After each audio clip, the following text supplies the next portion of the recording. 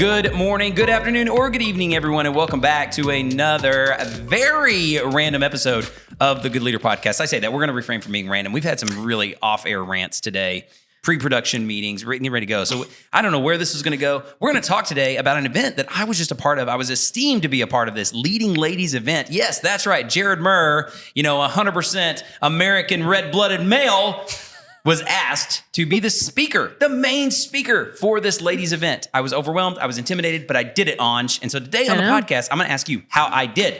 I'm just going to do it. I can't wait. We don't have much of a script today. This is on my mind. I'm going to tell you what I did. And you'll be like, Jerrod, I think you nailed it. I think that was terrible. And what do we do going forward to be better leaders for women? Is that if you're a female leader for women, if you're a male leader, it doesn't matter. But I'm talking about this interesting, world that we live in. And female empowerment and thinking about those types of things are so fascinating to me. And I want to hear your thoughts on it. And I want to hear, then I'm really interested to hear your thoughts. We'll be careful. We might have to edit some of that out. We'll see how it goes. No, but I'm going to tell you what we did. No, I'm just teasing. But before we get into that, for the event, I read a book called Lean In by Sheryl Sandberg. Great book. Really, really good book. It's about 10 years old, probably. I don't know. It's older now. I was a little bit embarrassed and ashamed to say I hadn't read it because I should have read it earlier before this point. But this was a good catalyst for me to read it because I'd watched her TED Talk. Yeah. And I've seen her interviews. Sure, so she talks I wasn't unfamiliar with Sheryl Sandberg and some of her ideas. But the book itself was great Really upon your recommendation. Yeah. And I just discovered something. I'm pretty well read. I didn't realize it. As I was talking about it, there was only one person that had read Lean In the room. There weren't a ton of, probably 50 people in the room, but only one person had read Lean In. And I was surprised. I don't know why I thought, it's a leading ladies event. Surely they've all read this book, and I'm the one that was behind. Really wasn't the case. But you were telling me about another book. So you're the one who recommended Lean In when I was preparing for this event. But you were telling us another book off air. I don't know if this is going to be an entire podcast or not, but what's this book recommendation you got going right now? Yeah, another one I would say, big inspiration zone-ish, if you will. All right. I've been listening to the audiobook from Henry Cloud's, I think it's his newest one, Trust. And so obviously it's all related. Just Trust? It's called Trust. I'm pretty sure that there's like a tagline on it, but trust, knowing, there is, look at that. Knowing when to give it, knowing when to withhold it, how to earn it, and how to lose it. Fix it when it gets broken. Oh, okay. I know, even better. Honestly, I had never read the tagline. So hilarious. You know what? Look at that. Yeah, that's good though. You know what? Just made me random idea. I'm going to throw this to you for later. I think we should, you and I should team up. I think we write a good anti-book. You know what I'm saying? I'm about it. Trust. Ways to lose it and how to make everybody hate you. You know what I'm saying? Like, just make it the anti-book instead of like, this is what you should do. It's like, this is all the things that you should do. I'm about it. I think, that would be up your alley. You two specifically probably could. What do you got? What do you got liking about this book? It's really good. So I'm only into like chapter 4. So I'm still going through it a little bit. Okay. But what I really like is his writing style in this one. I've read Henry Cloud before. Sometimes he can get like a little too spiritual, it's like so many. I'm not reading the Bible, it's like scripture after scripture. Okay. Yeah. Nothing wrong with that. I got it. Anj hates scripture. I know. I'm like, wow, that made me sound worse than I meant it to. But you just got to add it to Lemuel's prayer list. Just some of them were. Write it down. It wasn't meaty Lord, forgive enough. Anj. This day. Sorry. I'm distracting. I didn't know a quicker way to say it. No, that's good. You're right. There's a lot of. I was looking. His boundary book is a great example. I was looking for tell me the boundaries I can have with my family. Yeah. And it was like, read the Bible. Here's what God said. It literally felt like that. Wow. So what a Jesus juke, Henry. So this is what, Jesus left his have you father prayed about and mother. That? Yeah. And since then I've gotten so many better books on boundaries. So that one actually I think that's what he might be most known for, but he's written so many better books. I like Necessary Endings. That's the only one I've read. So this sounds like a book we shouldn't read. Which one? The one you're talking about? No. This one is Trust is good. Trust is good. I was talking about when I read Boundaries. Dr. Henry Cloud has a ton of books. I don't know how many, but he's written a bunch. So many. That's why I'm like, I never got hung up on Boundaries specific. I just found a different book I like better for that one. But he writes this on trust.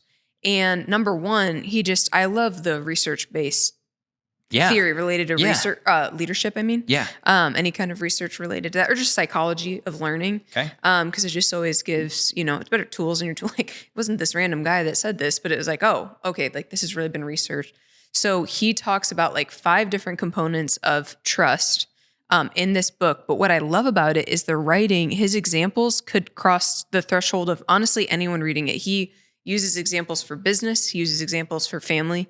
He uses examples for like pop culture, social media. Like you can like just see how trust relates all around you or how it doesn't relate all around you. Some of the examples he uses, like if you would have asked me, I'll use this because it's actually not true, but if you would have asked me like, do you have a trust issue with Jerrod? Yeah. I'd be like, no, I don't know. Yeah. And then he goes so much deeper into trust. And I'm like, maybe I do. oh my gosh, do I have a trust issue with Jerrod? Like, Wow.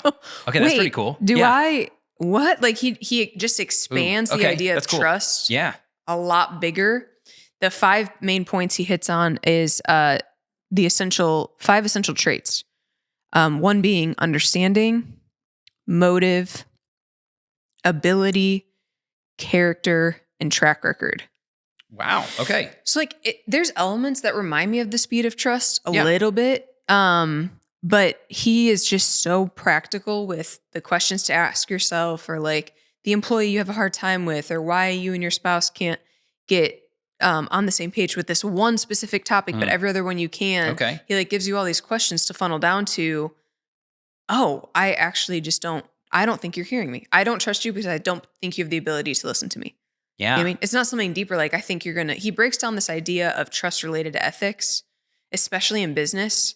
Okay. Like I'm sure you've had this before, but it's like, oh, I don't trust something about you. Not sure what it is. Right. You are an awesome person. Yep. You probably had the opposite too, but in other senses, you're an awesome person. You do everything right. You're a great performer. Like you have all of these things. But I still have to be involved. I still have to step in. Yeah. There is something I don't trust.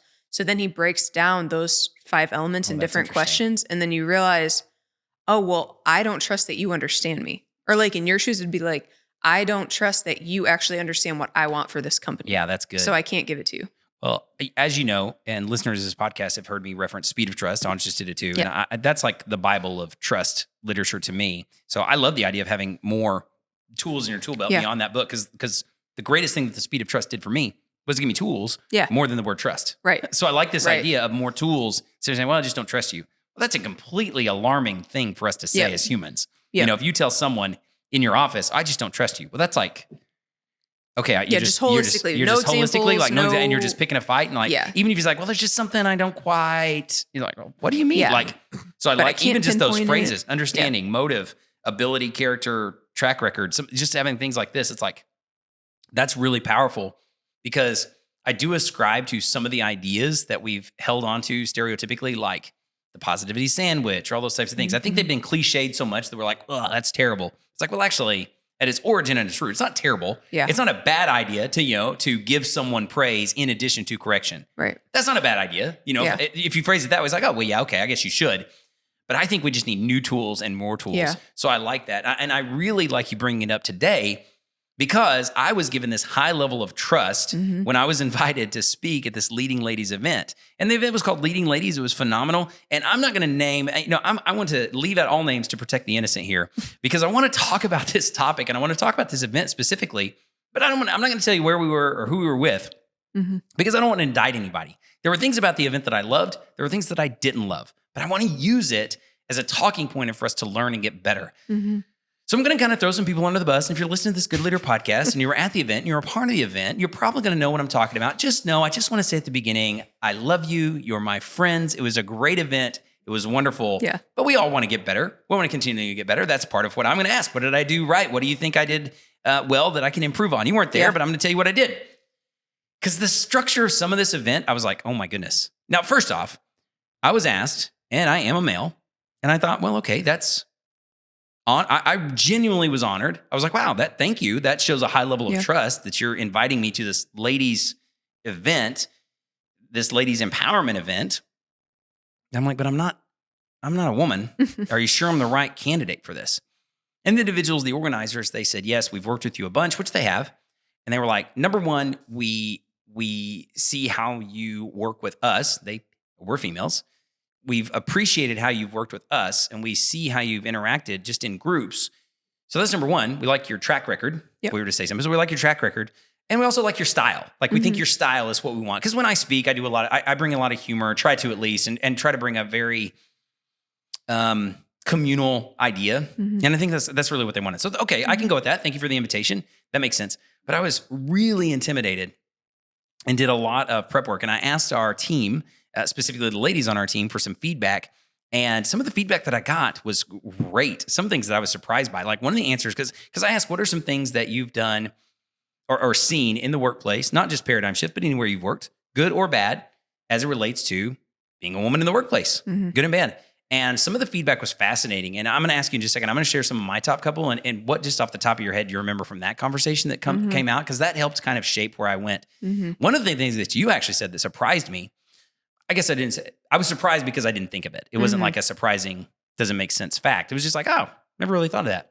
Is you said that I do a good job of celebrating life changes, whether it's marriage, children, which I would assume would be a big one, moving, all those types of things that I do a good job of celebrating those seasons rather than putting a burden on it. I can't remember exactly how you phrased it, but that was one that really stood out to me. It's like, oh, wow. Okay. Cause I also, when I'm coaching people or giving leadership specifically in this topic to other men, I want to give tangible examples. You know what I'm saying? It's like, well, just be more open, show more trust, empower women. I hate it when you go to events like that and it's like, this is a female empowerment. We want to empower you, ladies. We want to empower you. We want to empower you because you're powerful. And we want you to have that power and it. M that power, empowerment. It's like, okay, what? Okay, thank you. But you know what I'm saying? No tangible takeaways. No tangible takeaways, no examples, no like, how do we get better in this? So that was a good tangible takeaway that I could say, listen, are you actually celebrating life change and giving people opportunity to own that in their life and flexibility with either their work expectations, their work schedule, their time off, their availability, pressure, the phrases you're using, in connection to it, like, well, when you're in a meeting and you're planning a future, well, you're going to be out of the office then, right? When are you coming back in? Even subtle things like that. Well, I'm going to be on leave. Okay. So, you know what I mean? Those are the types of things that's a really practical, tangible takeaway. Yeah, absolutely. That goes, honestly, that would go for men or women. Like I have definitely more commonly got the size and question marks and stuff from men. But even as a female leader, I'm like, well, there's definitely people on our staff. If they were like, yeah, I'm going to be out for 3 months because I or my partner or whoever is having a kid, I'd be like, I could be like, oh man, that's going to, for a couple people, wow, that's really gonna. Well, the truth is, it is frustrating. The truth is, it does affect us. There is a truth in that. That's hard. That is hard. That is going to be very inconvenient for us as a workspace. But you did not ever. I mean, I can't speak for others on our team, but you. I remember when I was having Lorenzo, you, my youngest at the moment, we were planning something. It was pretty early on that I had started here. Like I had only been here a couple months, and I was like, I'm not telling Jerrod for 6 months. I'm not bringing it up. I was so Till afraid I can hide to it say no longer. Anything. Yes. But I barely made it 6 days because I just wanted to throw up everywhere I was. Very different than my first one. And I was like, oh my gosh, I'm going to have to tell him. Like now, and I was my others' experiences have not been this. So I was like, it's fine. Just still explain all the things you're going to do. And sadly, this is how so many women are having to go into the workplace. They're like, I'm going to have everything lined out. Like so many, they can't even celebrate their own moment in that way. And so I remember psyching myself up and I barely spit it out to tell you. And I was like, but I'm going to be back. I probably won't take the full months. 3 months. I'll probably even only take 2 or maybe even 4 weeks. And you were like, oh, what? Great. No, congratulations. I mean, I was so thrown off by you're like, yeah, so you'll just come back when you come. Great. See you when you get back. Or Olivia, I think it was one of the first people who really started having kids when we were a little younger as a company. And I was like, how did time off work? I was having her coach me up. What? Yeah. She's actually the one who was like, oh, just chill. Jerrod is going to be fine. More than fine. And I was like, that's not my lived experience. And she was like, when I was about to have my C-section, I was like, hey, do I need what time off do I put in? And you just said something like, I'll see you in 3 months. Hey, catch you in 90 days. I was like, so yeah, that really blew my mind. That was a big takeaway. So that's a good takeaway. Anything else before we get into my specific event? Because I'm really setting this up because I want your opinion on a couple different things. I'm not going to say the whole. I was like, I feel like there's something. There are a couple of things that stood out to me, and one very particularly, and this is where I don't want to throw someone under the bus, but I just want us to learn from this. But before we get into that, anything else that somebody else said or you said on the list that I asked? Because I asked and got some great things. That was the biggest one that stood out to me as wow, that's an interesting thought. Anybody, anything sticking out to you from those Slack messages that you or anybody else said? They were all pretty consistent with anything. Nothing was like a surprise. Okay. I didn't read anything that was an overarching surprise. Well, I want us to come back to this topic in a future episode because, I mean, truly, I'm sure there are actual complete podcasts dedicated to this. Sure. That's not our complete dedication, but I do think it is something that is prevalent. I think many of the things that we will talk about in female empowerment are really working with the opposite sex. I'm using the term female empowerment because I'm a male and thinking about this event, but I think it goes both ways. I mean, you know what I'm saying? If you're sitting there as a female working with male counterparts, so it's really working we talk cross-generational leadership, cross-gender leadership, especially roles. And if you are, like you're the CEO of our company, that's a different dynamic, overseeing people. So it's all of these things together. And that's kind of the baseline of this event. This idea that they want to specifically encourage women in manufacturing. So I'll say that this was in manufacturing. So this started, I guess they started, I don't know, about 15 years ago, maybe was their first kind of endeavor into this. And the idea being, there are many male dominated industries. Yeah. But this one in particular was incredibly male dominated. Yeah. This manufacturing world. And so they wanted to basically just encourage the women that were there. Hey, we're glad you're here, which is cool. I honestly, just the fact that they're having the event, A+. So when I'm critical in just a minute, let me first give the idea that, hey, I think any of this recognition and idea is powerful in and of itself and to encourage it. But I was fascinated. The first 4 people to speak were males. So they had basically the trio of highest level executives, which all happened to be male. Now there were 2 female executives there also, but they spoke at the end of the day. So I was like, that's interesting. I mean, I would have kicked off with them, but fascinating. But I learned a few things. So the first two guys that spoke, and this is this is the Good Leader podcast. We're not here to berate or bemoan, but I want to encourage you out there, especially men. I'm just going to talk to men mostly. You give me the female perspective. Sure, this is the male perspective. You'd be like, you're right on, Jerrod, preach. Or like, well, I think you're being a little too critical. Sure. First 2 guys didn't prepare a dang thing. So my number one piece of advice is when you're doing this, especially when it is something like a female empowerment event, just prepare something. Even if it's like, you know what I'm saying? Like take more than just hey, we just want you to say a few words. Just greet the crowd. Even if it's something as simple as that, looking prepared says a lot. It's not that they said anything bad. They didn't. They didn't do anything terrible. It's not like they stood up and be like, well, all right, ladies, I wish you were barefoot and pregnant, but you're here working for us and we're glad of that too. No, they didn't say anything terrible. But I was like, okay. So it was more just like, hey, thanks for being here and we're doing this thing. And we started about, Debbie, how many years ago did we start? When did we start that? The first one we did, when was that first one we did? Okay, yeah, back in 08, 09, we did this and we thought it'd be a good idea to go lobstering. All the guys liked it. So we took the ladies lobstering. And he tells a story. And the anecdote wasn't even a bad anecdote. My point is, it wasn't, but it was just off the cuff. Even to the point where he said, like, I might have shared this story last year. We didn't really do this last year, did we? When was that year? When was that year that we did it? And I may be. That's just painful for professional speaking at all. It is. I was going to say this is communication. It is anyway. But my nothing point to do is, with the female of it. But there may be some times because there may be some times where at just a meeting, it's like, hey, this is not a super organized meeting, and hey, you happen to be here, big boss. Will you greet the crowd? Sure. And you're not prepared. I get it. And you might say, hey, thanks for being here. When was the first time we did this? Right. In that setting, I would say, you know what? That's no big deal because you just obviously you're here. They just ask you to say a few words.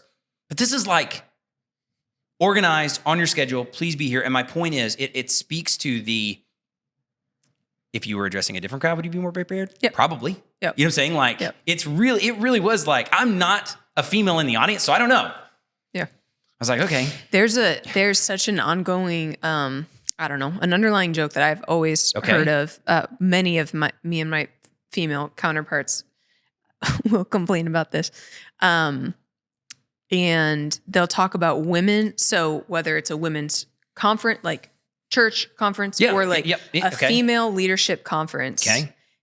And one of my friends always says, like, I am not interested in being told that I am beautiful and that I am loved. Okay. I'm not going. Okay. The guys get to hear. Very churchy. Yeah. The guys, no one is telling them that they are handsome and adored. Okay. I would love that. What conference is that? You would probably love that. What a great conference. Sign me up. But it's so true, because it's like the men, it has nothing to do with this conference has nothing to do with the fact that you are a man. You just happen to be at this conference.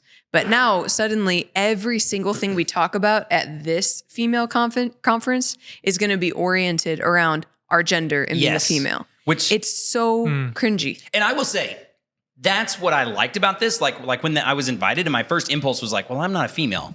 My second thought was, well, that's a sign of, of evolution. Like, you know what I'm saying? That was cool. What I was like, you know what? That I can go. Yes. That was cool. Cause as I processed, like, okay. And then I was surprised. It's like, it was so male dominated, but then I was like, oh, okay, that now I mean, a little heavy on that side. But the point is, when I first heard, I was okay with that. I was like, okay, this is cool. Cause it really, what was cool is it wasn't all about that. It wasn't like, hey, ladies, you're a lady. Let's talk about lady things. That reminds me of Mean Girls. My favorite Mean Girls. When, you know what I'm talking about? Which You've part? seen the movie Mean Girls. Yeah, I have. Oh, yeah. I was going to say, okay. Well, hey, you didn't know Footloose on the last episode. Yeah, so then I don't know what movie you're doing now. But Tim Meadows is like the principal, and he says, like, we're going to talk about any lady problems you want to talk about. And that girl stands there and is like, I can't help it if I have a heavy flow. And he's like, I can't do this. And he turns it over to Tina Fey. That line cracked me up so much. Okay, so it wasn't that. It wasn't, hey, ladies, you know what? Our goal is to cycle up here today. Yeah. That would thank God for that. That would really be handy for the workplace. So that was really cool. What I was disappointed in was I was like, man, you missed this opportunity, dude. Yeah. like this is an opportunity not to point out your women, but just to say something encouraging, just to prepare something. And the reason that I'm pointing it out so much is the first two gentlemen were not prepared. The third gentleman was. Now, what was cringy is he actually said it. It was hilarious to me internally, but he goes, hey, unlike so-and-so and so-and-so, I prepared something. So I was like, oh my gosh. If that would have been like you saying that, even if you said that about me, I'd be so ticked at you. I'd be like, Anj, geez Louise. I don't know if I would have had. You could tell me that on the side. Tell me that after the fact. Like, Jerrod, that was super disappointing that you didn't prepare anything. Fair criticism, but not from the microphone. I can't imagine doing that. So I was like, okay. Oh, yeah, it was obvious they didn't prepare anything, but you didn't have to call them out. I wasn't just thinking it, but now I know it. Them out. Okay, but his was awesome. I mean, his was really great. And all he did, it was simple. He just told the story of his sister who is in a police force. And he was just said, this is my hero. This is one of my heroes. I want to tell you about my sister. She went back and became a police officer at like 35, and she did these really incredible things. Cool. It was really good. I honestly thought she was dead. Like the way he told the story, I thought he was setting us up for her and she died, but I was like, oh my gosh. But she didn't. She's alive and well. But I thought, oh man, he is going to rip this place apart. We're all just going to bawl. Because he did a great job telling the story. And then it's like, and she, I talk to her every Sunday. I wish I could see her more. Like, oh, good. It was like a sigh of relief. Oh, good. She's alive. Oh, man. Okay. Woo! Really thought she died in the line of duty. Okay. But that was really great. And all he did was basically say, it was cool because he didn't even use words like female empowerment or anything. He just said, this is my sister. I'm proud of her. I'm glad I'm her brother. That was cool. I was like, yeah, that's great. Very cool. So, okay. So set the stage. My approach then, and really I'm saying all this to point out, guys, come on, like let's do better. Let's prepare a little bit on that. Some of this stuff is just so simple. Like when we get into it and in other days, it's just things like, I'm so flabbergasted at what women deal with that surprises me. So to prepare, because I'm like, I didn't know, really? Like you have to deal with that? It's shocking to me. Yeah. The things that women, especially in the workforce, just in life really, but they have to think about. So my vantage point, I stood up and the first thing I did was just after basic introductions was just said, I am so nervous. And I did. I was like, I speak a lot. I speak in public frequently. And I very rarely get uncomfortable. I did my hand trick activity and talked about leaning into discomfort, comfort zones. So we started with that just as a good opening activity. But instead of doing my normal spiel, I said, I'm uncomfortable. Like I'm pretty nervous. And then because I was invited and I said, so what I did is I just walked through my thought process. And I was like, so the first thing I thought was really like, and it's funny that you brought that up because I was really, okay, so I'm going to talk about female empowerment. Then I was like, what are you going to do? Just say the word female 100 times? Like, what are you going to do? That's going to be terrible. What a terrible thought. That's stupid. Like, okay, ladies, hey, ladies. All right. Being a lady, huh? How long you been a lady? So that's a different conference. So I was like, okay, I'm not going to do that. I don't know what that, and then the second thing, and I just used true honesty. I wasn't self-deprecating to the extreme, but I was self-deprecating in the sense that I was just honest with like, I have no idea what it's like to be a woman in the workplace. Never been a woman in the workplace. So I don't want to assume much, and I'm going to try to assume much. And I shared a phrase that I really like. I think maybe we heard it together, and I don't know where I heard it, but it's from the Gallup organization that someone within Gallup said generalizations are almost never true and almost always helpful. And that was a really powerful statement for me, like without any research or anything, because you always want to give this caveat of, like, well, 75% of women in the workplace. Well, maybe not every woman, and individualization. Absolutely. I actually believe that. But anytime you share a statistic, you can, as a leader or speaker, you kind of feel this need to justify that with like, well, that might not be you, but the statistic is this. So I shared it at the beginning because I said, so I might say some things that are generalizations or even stereotypes. And my language may betray me, and I may say something you're going, oh my gosh, seriously? And I said, but I'd like to learn from that. So I was like, I'd actually like to this. So then that's how I set it up as a workshop, and said, so we're gonna converse back and forth, and I want to hear from you, not just you listening to me. And then I said, so my second thought, I shared with my team and the ladies on my team specifically, and got some feedback. Great. And our CEO, Anj, recommended that I read Lean In. She said, have you read Lean In? I said, no, I haven't read it. I should read it. So I actually bought the book and I read it.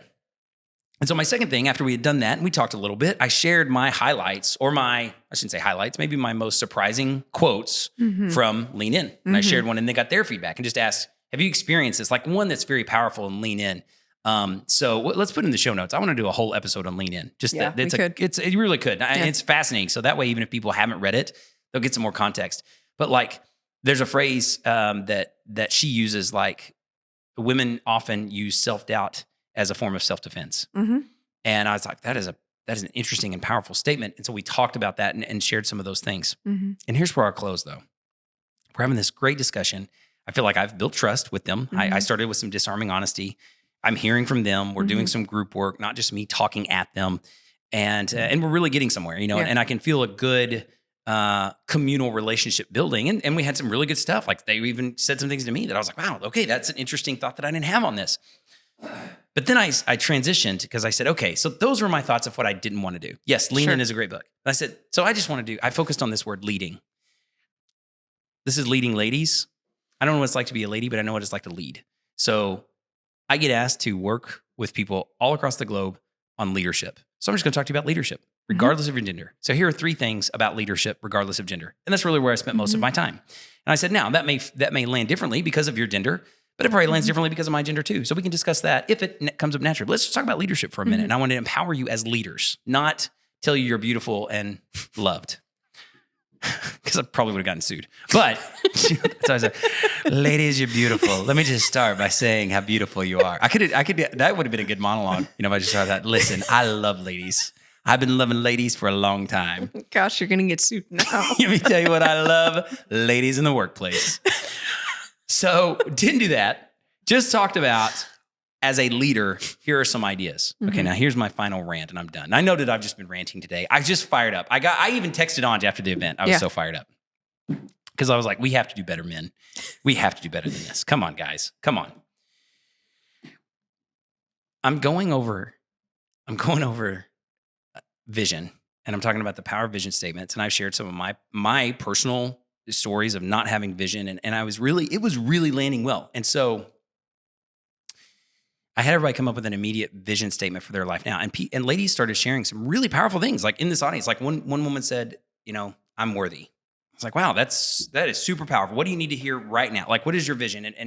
And somebody else said, I am more than what people have said about me. Oh, wow. Okay. You know what I'm saying? Like, okay, it was one part affirmation, one part vision, but it was really just like, helping people to elevate, this thing. And we'd had some great conversations. And then one of the men in the room raises his hand.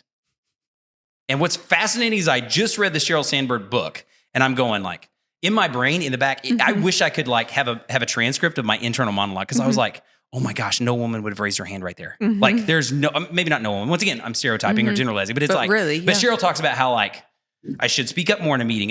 I'm like, I'm not even, it wasn't like I did not ask for opinions. It wasn't like, let's talk about this. I'm just saying, so vision is powerful because of this. Whoosh, hand goes up. And I was like, okay, that's a weird time for a hand to go up. And I'm going, okay. And we just like, okay, dude, we're really building momentum here. That's a tough time, but your hand is up and everybody knows it. Yeah, tell me what's going on. So-and-so, I call him by name. Yeah, what are your thoughts? He was like, well, I've always used the word direction instead of vision.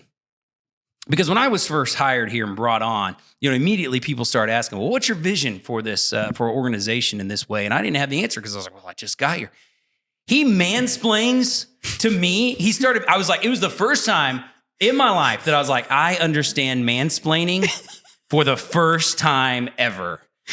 I was like, oh my gosh, he's mansplaining vision to the guy who's up here talking about vision that they hired to bring in to talk about leadership to this group. I was like, oh my gosh. Right.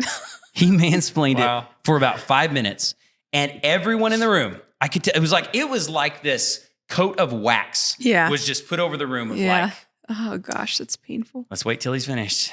And it was like, I guess he just wanted to point out, I'm assuming that his insecurity was showing he probably uses the word direction with people, not vision, or has probably made a big deal about like, we're not going to use the word vision. And here I am using the word vision, which I didn't care about that. Yeah. Which that's the way I brought it home to make, but I'm assuming that's what it was. I'm assuming this insecurity, like, well, I've always used direction. And I said, you know what? I think if you want to work the direction, vision, goal, like for our purposes today, all interchangeable. Yeah. But anyway, but I was for like, 5 minutes. But seriously, I was like, oh my gosh. Wow. So I'm sure it was insecure. Yes. So the title of this podcast could just be Mansplaining. Jerrod finally understands it, because I had this dude explain it to me. I was like, okay, ladies, I get it. Because they had put mansplaining on, like, because I had asked like we were creating this like manifesto of things to do and not to do, and mansplaining was on like three tables. And I was like, so this is it, right? I almost said it. I was like, no, I don't want to embarrass him. He might be signing I don't want to call him out. He might be signing my check. And my job is not to embarrass people. But I was like, so y'all saw that, right? Like, I'm not the only, like, you know what I'm saying? It's like, wow, this is it. So if you're out there, if you don't know what it is, guys, ask your partners, ask the people on your team. And now I'm going to ask, because as he did it, I was like, holy crap, I think I've been guilty of this. Dang it. Boy, this was really obvious. When do I do it? This is not this obvious. But boy, that's really bad. I don't know. So my quick definition as we close this out, men, as we want to get better. If you feel the need to speak, but it's not really necessary, that's probably mansplaining. So this guy, I couldn't believe it. I don't even know how we're going to wrap this day up. Well, and I will say too, like just to give a little bit of grace to some men in the world, I also do think women can do that too. I just think it's a lot less. Like I can catch myself doing that often, just based on like, I mean, communication's high for me. I'll talk about anything. Yes. I wouldn't have the audacity to stop a speaker on the stage and be like, let me give you my 2 cents on what you're When I didn't even ask for it. I hadn't even said, does anybody got any thoughts? Because we'll do that a lot. We're very interactive in our speaking style. Yeah. So there were moments throughout the day. So I guess on the one hand, I had created the environment of sharing. Yeah. But I had done it at intervals. Okay, hey, has anybody got any thoughts on that? Talk to your neighbor. Let me hear your thoughts on that. This was one where I'm midstream. Like we had just talked about it. I'm midstream and he put his hand up. Keynote almost. Yeah, keynoting. And he's like, boom, I got to say something here, Jerrod. Anyway, read the room. Read the room. But hey, all that being said, you'll be proud of me, Anj. At the end of the day, I got good feedback. I was. And honestly, it was good. I was proud of them I didn't blink twice when I heard you were going to go speak at it. Leading ladies or women's event, whatever it was. I was like, in my head, that was my first thought. I was like, wow, I'm glad they're actually like just looking for a leadership leader, and they're not like dumbing it down with some kind of, only female related thing. When you said it was basically only male speaking, I was like, well, that's kind of a bummer a little bit more, but at least they're putting it on. Very progressive. Yeah. I did think it was cool that they did center it just around like leadership and like what you're saying. And but even by asking you to come. Well, and I love your insight there. Like when you think of it as many conferences that we've all been a part of. Well, Lim and I probably haven't been as part of many, but it did sound like a very stereotypical Christian women's conference of like, this is the loved and adored conference, the beautiful. And I think there's a place for that. I don't want to, throw all of that under the bus. No. But like you said, okay, this entire event is you're a woman, you're a woman, you're a woman. Yeah. And so your framing of that really then encouraged me. And I want to encourage people out there then as we go out here, this is something that's going to be talked about for the rest of our lives, certainly. And we'll never arrive. We want to keep going. We want to keep getting better. And so whether you're a man, whether you're a woman, dealing with people of the opposite sex in leadership roles can be tricky. And it's something that most of us don't do incredibly well. It's something that we've got to continue to overcome, do better, learn, and be good leaders.